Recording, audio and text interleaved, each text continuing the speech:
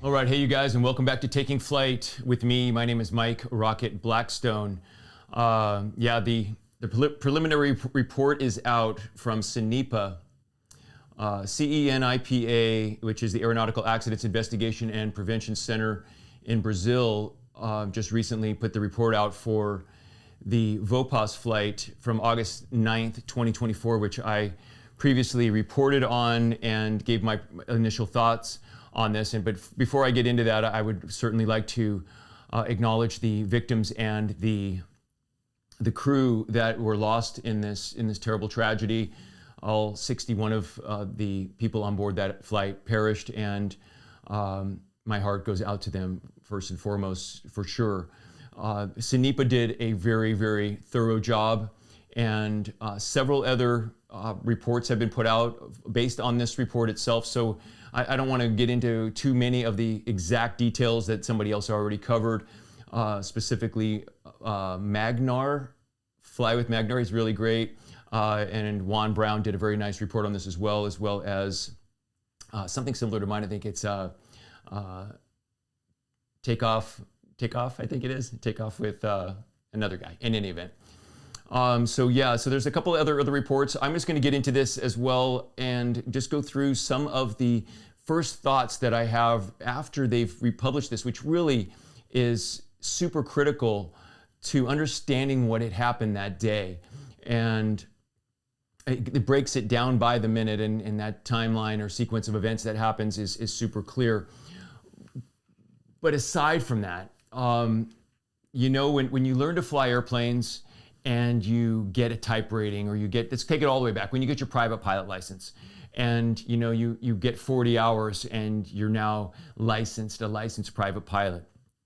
Are you an expert in aviation, all things aviation, at 41 hours? Of course not. So experience is what makes you safer, and just getting the licenses and getting certified in aircraft are great, and yes, there are certain standards that you have to meet, and those are basically the license to learn. The learning in aviation never stops. So even with 40 years of flying like I have, and thousands of hours in different types of airplanes, am I an expert in all things aviation? No, of course not. There's plenty of things that come up and surprise you, and you always want to take your flying to another level and learn from the last flight and carry it forward. And that's where these little gray hairs come from, is from learning and honing the blade, as I like to call it, to get better each time you fly. These guys had a situation that was obviously terrible, but there were things to learn from this flight.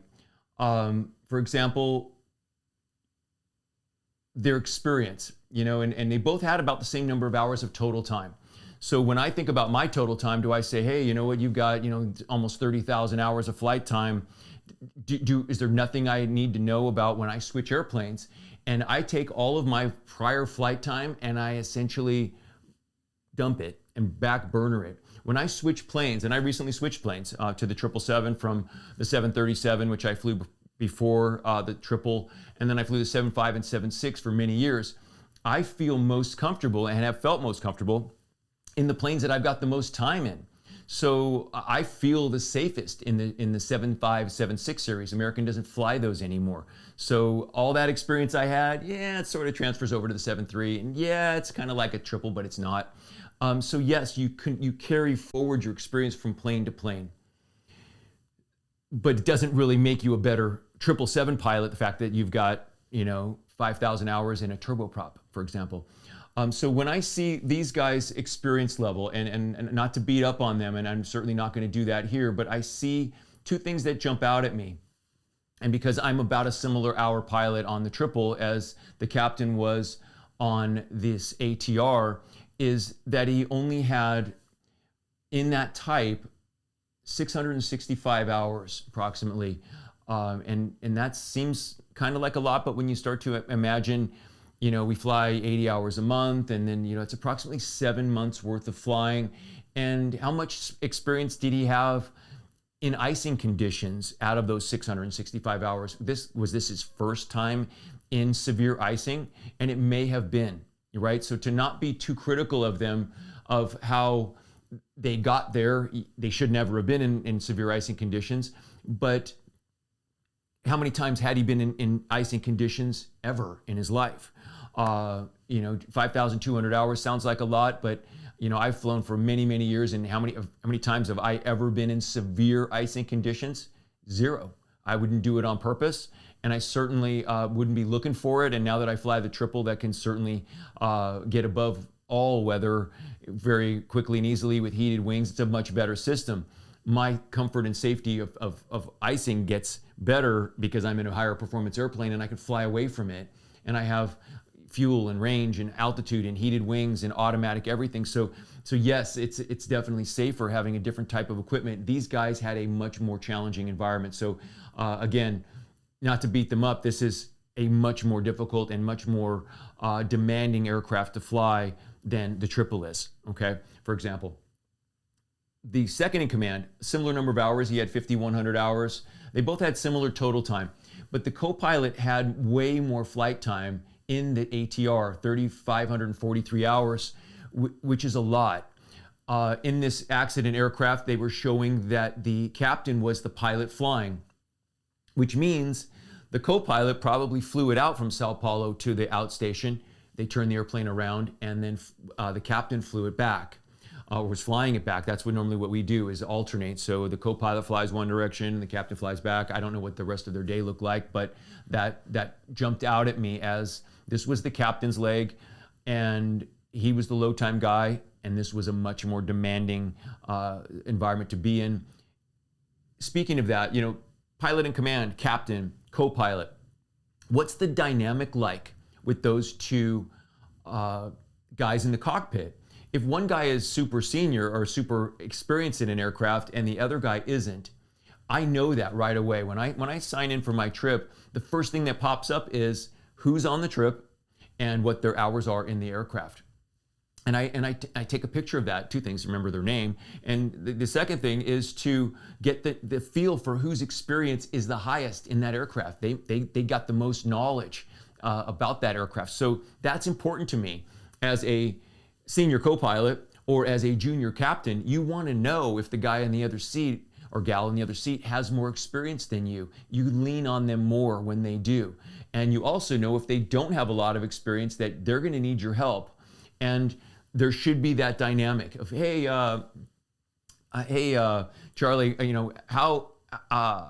how did your sleep go last night? You kind of check in with these guys. Are you well rested? If you got more rest than me and you've got more experience than me, and the challenging flight or the leg ahead of us is got more challenging weather, it might be a great idea. I'm not saying everybody should and does, but to give the flying pilot the opportunity to choose to fly when they have the most experience and the more challenging environment. You might want them to fly. If you're a junior captain, you might have your senior co-pilot fly in the more challenging environment. That's a smart move, okay?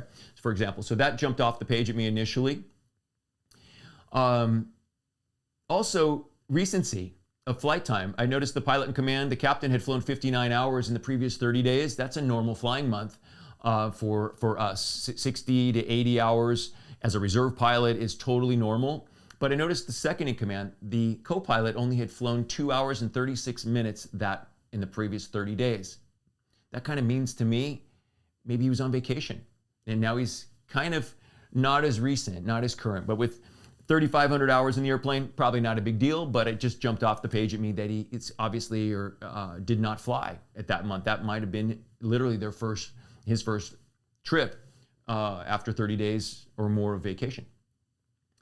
Going through this down to the aircraft information, it talks about the fact that the aircraft had a inoperative pack. The air conditioning system relies on these packs, these devices that take air from outside and inside the engine and pump it into the cabin, and that's how we get pressurization and air conditioning. One of them was inoperative, and it limited their capability in that aircraft that day to 17,000 feet, or flight level 170, which was right smack dab in the middle of the known forecast severe icing area, which had they been able to go higher, I'm not sure the plane was light enough to go really way above that, but it certainly took that option away from them. So that's a 50-50 situation. I would say, you know, it might have been better for them to have made the decision to go lower sooner than try to outclimb it, which a lot of guys would try to do, is maybe get above the weather and get out of it in an attempt to be efficient.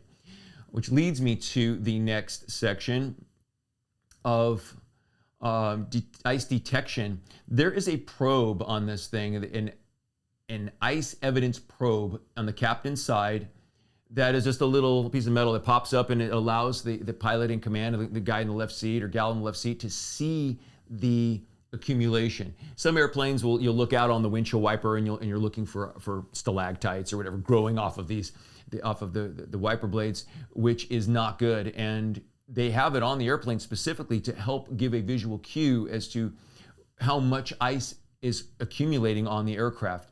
This airplane also has an icing probe on the left wing that allows for ice buildup, and this thing starts to vibrate, and it gives an indication in the cockpit that you are in fact picking up ice on the wings. It's super critical on the ATR that it does not, or is not allowed to, accumulate ice on the wing for any length of time at all. And once that happens, you start to exceed the capability of the icing protections, detections, and then protection of the boots, of how this thing can in fact de-ice. It's not a great system. So at the end of the day, when you say to yourself, yes, am I icing capable, and your airplane has de-icing boots, that should give you a heightened sense of awareness. As we say, the hairs on the back of your neck stand up a little bit, and a lot in other cases. Flying in known icing conditions is varsity, and anybody that says it's a piece of cake and they do it all the time is kidding themselves. Ultimately, flying around in known icing conditions where there's a potential for very rapid buildup of ice on your airframe, it is very, very dangerous. And we don't train for severe icing because we are taught to, the moment you start to experience rapid accumulation, you have got to get out of it. And in bigger jets with heated wings, go fast. It was one of the things the military guys say, we don't have de-icing on our airplane. We just push the power up and we increase the Mach number and we fly faster. We create more heat on the wing and we heat the airplane with speed. Great if you got an F-16, that's awesome. For the rest of us, we've got heated wings in the triple well, the triple is the Cadillac of these airplanes. We go to auto and the wing heat comes on and off at its discretion. When it senses ice, is in a icing conducive environment, the heat comes on all by itself. That is a brilliant system. Boeing, thank you for making an awesome airplane that turns the heat on the engines and the heat on the wings by itself. Thank you. That's brilliant. This airplane is far more complicated to make it work properly. And what I see are a lot of fixes, I call them band-aids on an airframe that doesn't do well in icing. And they've tried to make it safer. They've tried to make it handle ice better. They tried to make it detect ice better. The bottom line is it can't go high enough to get above it. And so a lot of times you can't go low enough to avoid the terrain. So you're in this conundrum. I can't go low because I can't fly low enough to stay out of the ice. And now I'm becoming more affected by terrain considerations. And then I can't get high enough to get above it. So turboprops are more vulnerable to icing because of their limited altitude capability, first and foremost. The next thing is the icing was allowed to build up on the airplane multiple times. And as you scroll back through the timeline, you will see that I want to put a link to this at the bottom so you can kind of go through it as well. You'll see that they had turned the icing on, the de-icing boots on several times. Magnar mentioned in his video that you may or may not know whether they activated or not. That's not good. If you don't know whether the ice came off the airplane cleanly or at all, that is not good. So when you hit the button and you got this warm, cozy feeling, well, I hit the button, so it must be clean. It may not be. and it may be worse. It may be getting worse. It might have broken it off in chunks. It might have broken it off to try to deploy the boot too soon, and now it didn't break off at all. It just flexed the boot underneath the ice. That's a terrible situation. So you got ice building up on the front of your wing. You blow the boot, and the ice cracks and then refreezes in a new, more nasty condition. That's even worse. So I'm not a big fan of boots. If you can't tell from this, I don't think that they're a great protection or a great de-icing piece of equipment. It's just what they are. There's a limitation there that's just not good. It also mentions in this list of items that happened between 1458 Zulu when they took off to the ice detector stopped emitting alert signals. Okay, it failed. So you're motoring along in icing conditions. They've already deployed the boots, and now you come up with an electronic ice detection that doesn't work anymore. That is not good. So carrying on flight as normal is not happening now. It should not have happened continuing after that moment. It should have been, we've got an ice detection problem. We may or may not be able to deploy the boots, and they may not work anyway, and now we may not be able to detect it. Why didn't they make a U-turn and go straight back to the takeoff point and start over? The mission accomplishment, readiness to complete missions that pilots have, we all have this, and we have to fight it. It's a known danger that happens to us as aviators, especially in scheduled airline operations, is that we want to complete the mission safely, on time, efficiently, saving fuel, and get there with more fuel in the tanks than we were scheduled to arrive with, and on time or early if we can, and do it while saving fuel and safely. Okay, so those are the things that we're constantly working on. But as you can see, as this day was going on, this was not a good day. And when your flight is being analyzed second by second, you know that this could have been any of our flights on any given day. Your last 3 minutes of your flight will be analyzed the same way, and it's sobering and it's humbling to know that this could have been any of us on any day. How does it get to that? How do we get to feeling like we got to keep going? How do we get to feeling like we're 18 minutes behind schedule? We've got to go high and we've got to go fast. And weather, yeah, we checked the weather on the way in. It was looking pretty good on the way in, but did you check to see that the front is now pushing through, and whatever was in front of it is no longer there? Now we're behind the cold front, so now the colder air is here, and an hour or two has elapsed. The weather's much worse now than it was when I came through there 2 hours ago.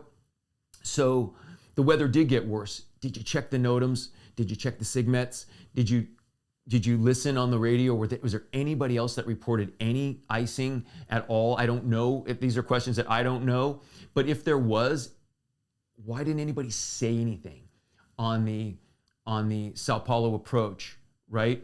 So these guys were experiencing icing. When you experience something in flight, we call it a NOTAM. When you experience something in flight, it's your duty to make an unsolicited comment when the radio's not too busy. Said, hey, Voepass Flight, we're experiencing moderate icing. Request lower, right? So you get that out there, that they now know wherever you are, and everybody else knows that there's a moderate icing, and you wanted to send down. That lets another guy behind you. You're helping the other guy out too. Right? So there might be somebody behind you or somebody coming in from the north, and then somebody might say, hey, where's Voepass? Oh, he's over here. It's like, oh man, he's at an altitude with icing. I want to vacate that altitude too. You see how suddenly your radio call is now helping someone else out. These guys didn't say anything. And at 5,000 hours, I don't want to poo-poo 5,000 hours because it's kind of a lot, but it doesn't matter how many hours you have. It's about the experience that you have and being able to help the next guy.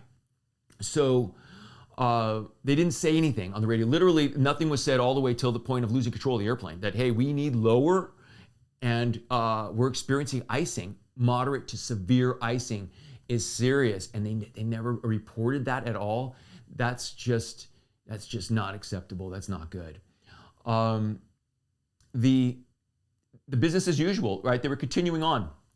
If you go down this list, It's talking about at 16:15 that the SIC, the co-pilot, was calling and asking the airline operations for coordination of the aircraft arrival. So he's asking probably for wheelchairs or whatever it is on board. You know, that's great if everything's going great, but everything's not going great.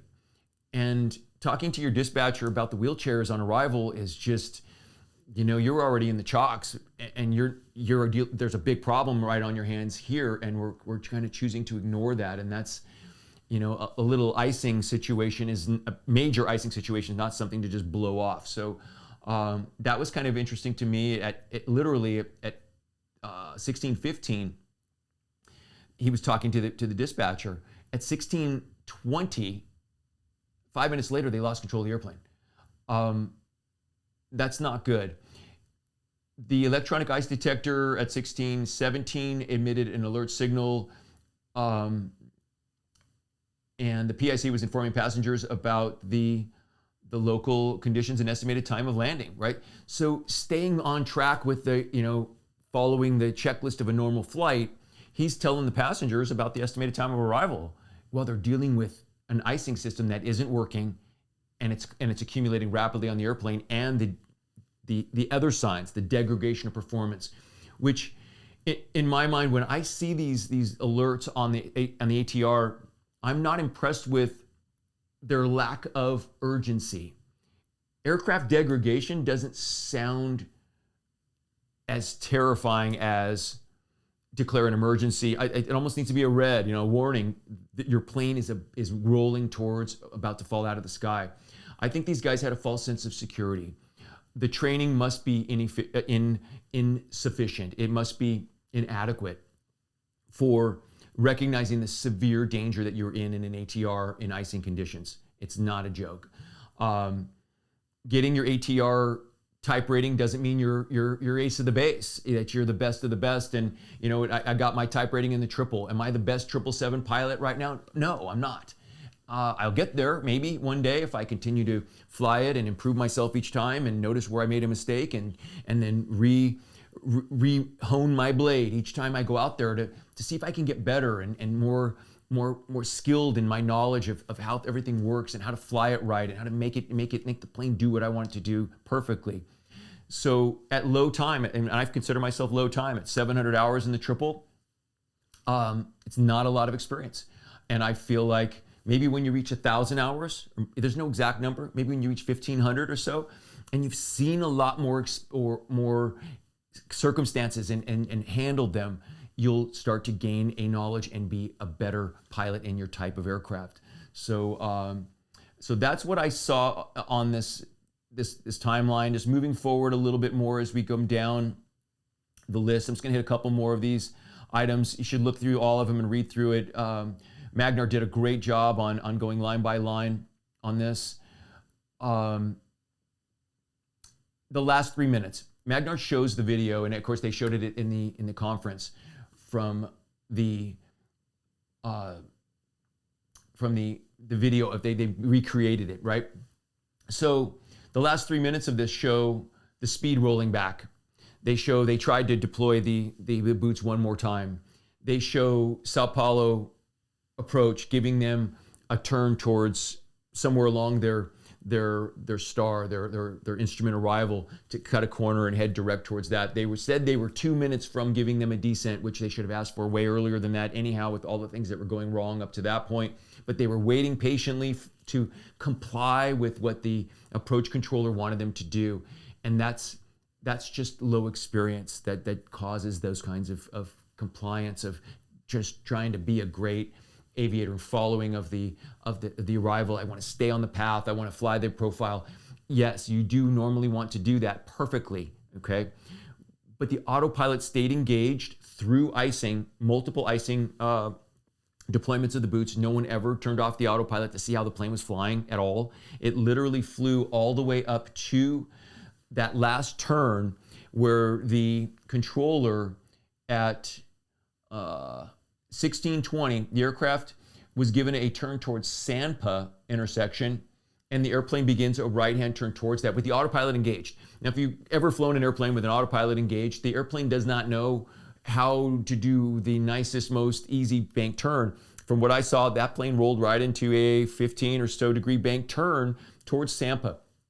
And at 170 or 80 knots, with all this ice on the airplane, that was enough of a turn to cause the airplane to stall, okay? As you increase your bank angle, you increase your stall speed, okay? And as you roll into a turn, as you know, as you bank into a turn, for those of you that fly airplanes, banking, and then there's always a little bit of a back pressure, because as you lean the airplane over on its side, you have less lift holding you up and more lift helping you turn with. Therefore, it requires an increase in angle of attack to stay on altitude. Well, this thing's got the autopilot on, so it's banking pretty steeply for a plane loaded up with ice and already having degraded performance, which means its angle of attack that will be required to stall is already higher. Then it just put a little back pressure on, and the plane stalled, okay? It talks about the airplane at 16, 20, and 57 seconds during that turn at speed of 169 knots, this increased speed alert went off, which is telling you the airplane is detecting low speed. It's its way of telling you that you're about to stall, okay? That increased speed is just not really that, it's a terrible thing to, as Magner talks about, it's the worst indication that could come on. Although that doesn't sound that bad, it just says, hey, go faster. It means that the plane's about to fall out of the sky. It was triggered in conjunction with a single chime, like an alert versus a warning. Immediately afterwards, vibration noises were heard from the aircraft. We don't know what those vibrations were. Was it the buffet? Was the plane beginning to vibrate and buffet? Was it the propellers going out of balance from having ice on the propellers too, and it was starting to shake from that, because that will cause that as well, or ice on the spinners could cause the airplane to vibrate, followed by the stall alert. You'll hear the stall sound on the tape as the plane stalls. The next thing that happens is the airplane loses control. The autopilot kicks off. So now if they didn't have the autopilot off, now it's off. And the airplane is stalled and falling to the, initially, it says it went to the roll to the left. Okay, so they were in a right-hand turn initially, but initially it went left to 52 degree bank. So like, you know, somewhere in this area, 52 degree bank. And then it rolled bank to 94 degrees, which is past vertical like this, 94 degrees to the right, which then it spun for a 180 degree turn clockwise. So it went from that heading that it was on, 180 degree turn to the right. Subsequently, the turn was reversed, and then it went the other way, and then stayed in that spin for 5 rotations before crashing into the ground. Somewhere during that, you see the throttles come up in the video as well. So after that, the plane went right, then it went left, then the throttles came up, which started to, per the anti-icing or the severe icing checklist, the throttles went to MCT, wide open throttle. And if they were trying to get back on altitude, they were bringing the stick back too. Those are the inputs that would cause this airplane to go into that left-hand spin and keep rotating to the left. We don't know. They say they don't have any flight control position data, which would be really much more useful to see whether the pilots had ever initiated forward stick to get the nose down. This airplane seems to have fully stalled at 169 knots. And guys that fly airplanes in small airplanes and other things would think, oh man, how could a plane stall at 169 knots? Again, we'll reiterate, stall speed is irrelevant. It's a function of angle of attack. So when that wing reaches the critical angle of attack, the wing is stalled and the plane will fall out of the sky no matter what the speed is saying. So it's not about airspeed, it's about angle of attack. Once that AOA is exceeded, the plane's going to fall out of the sky, and it begins rotating in the direction that the last yaw input was. And we talked about torque, and I've flown lots of airplanes with lots of power, lots of torque. When you're flying in an airplane and the propeller is rotating from the cockpit, right? You're sitting in the cockpit and the propeller is rotating to our right. The torque goes left. If the ATR's propeller rotates to the right, the torque goes left. There is no anti-torque capability on the ATR as far as anything that I'm aware of. Maybe a yaw damper that keeps it from wobbling around too much when you're in cruise. But once the autopilot is off and the throttles are wide open, it would seem normal for me that at low speed and high power settings and high angles of attack, the plane would want to go left because of the torque of the motors. Why the throttles never came to idle and the nose getting pushed straight down and get to 300 knots if you have to. You have lots of altitude. Pushing forward on the stick and holding that stick full forward with the throttle back to help get the nose down initially may have helped get this thing going. And if they could have retarded one of the throttles, if it's going left and you wanted to come back to the right, you could push the power up on the left one and help it go to the right? So you can use differential thrust to help bring the nose right. When you're yawing left, you can bring the left one up and use right rudder and try to make the nose go right, or even use a little reverse thrust if you had to in an emergency. Never supposed to do it in normal flight, but you could pull a little reverse thrust on one throat. These motors were running, so there was a chance to use differential thrust to stop any sort of rotation to get this thing going the right direction. But I think they were very, very surprised about what had happened and waited so long to get a hold of this thing that all of a sudden you're motoring along and then just boom, boom, and left and then right and then it continued left again. So huge bank angle differences could get you extremely disoriented, especially in the clouds. A plane that's flying with a ton of ice on it is not very predictable to know how it's going to fly because you haven't been hand flying at all, so you're not really sure which way it's wanting to go. So leaving the automation engaged for a really long time up to the part where the stuff's hitting the fan, okay, literally, that you've got to get a hold of this thing to know what you're dealing with. And they didn't do that until it was too late. That dependence of automation, of staying on the autopilot's going to help you. The autopilot's going to help you right up to the part where it's not helping you, is not good. What I'd like to see more of in aviation is more hands-on flying of hey, we practice hand flying at altitude. Can you maintain altitude? Can you turn to headings? Can you do your descents? Can you stop your descent? Can you pitch up? Can you fly at low speed? Can you get close to the stall? Can you recover from stalls? How about a spin? How about recoveries? Right? More practice of that to feel super solid and comfortable in all flight regimes. So if and when your autopilot acts up and does something funny, or you do what's happened to me fairly recently, is get tangled up in a wake turbulence event, and you're surprised by a really aggressive roll rate, are you going to sit there and stare out the window and be dumbfounded by it? Or are you going to grab the wheel and, we say, break glass and fly airplane? Click, click, click, click. Turn off the autopilot and fly the airplane. Once you get it under control, you should make a pilot report so that the next guy coming through doesn't experience the same thing. If you have the ability and the time to do so, say, hey, you know what? We just experienced this. So the next pilot or group of pilots doesn't experience the same thing and be as surprised as you were. It's about helping the other guy out, right? So there are some things that it could be learned here, and I'm very sad about what had happened. It could have happened to any of us, and what we don't want is this to happen again. And what I really want this video to reiterate is we're all human beings. We do make mistakes.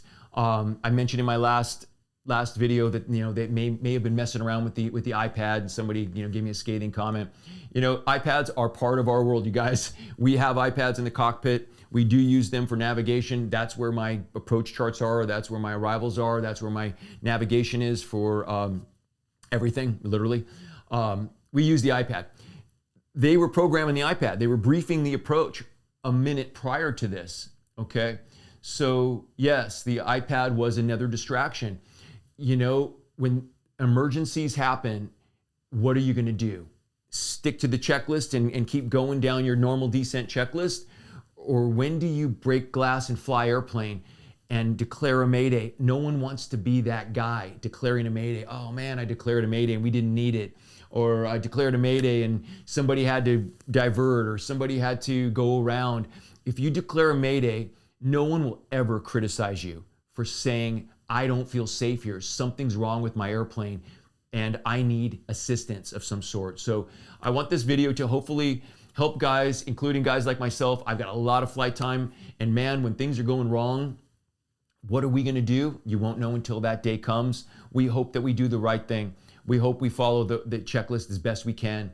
We hope that we have the wherewithal to break glass and fly airplane and get things under control. We say aviate, communicate, get the airplane doing what you need it to do, tell the controller what you've done, and then aviation, communicate, and navigate, right?